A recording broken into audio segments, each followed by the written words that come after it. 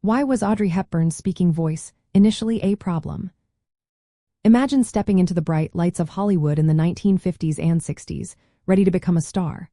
Now picture the challenge of your voice not fitting the usual mold. That was the case for Audrey Hepburn.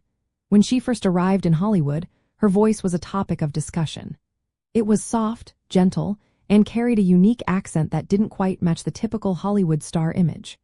Some people thought her voice was too delicate or not strong enough for the big screen. Audrey was born in Belgium and grew up speaking several languages. She spent her childhood in the Netherlands and England, which influenced her speech. Her English had a mix of accents from different countries, including Dutch, French, and British. This blend made her sound different from the usual American or British actresses of the time. Hollywood in the 1950s preferred actresses with clear, polished accents. They often looked for voices that sounded refined and familiar to American audiences. When she was cast in the musical My Fair Lady in 1964, her voice became a big focus. The role of Eliza Doolittle needed a dramatic change from a rough Cockney accent to a refined, elegant tone. At first, Audrey's natural voice was considered too soft and too refined for the rough beginnings of Eliza.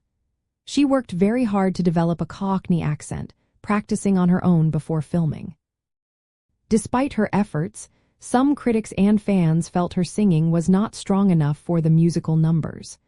Because of this, her singing was dubbed in the final version of the film. This practice of dubbing was common at the time, especially when an actress's voice didn't match the role perfectly. It showed that her voice, while beautiful and gentle, didn't always meet the expectations for certain parts. Still, her voice became one of her most recognizable traits. Its soft, musical quality added to her charm and made her stand out from other stars.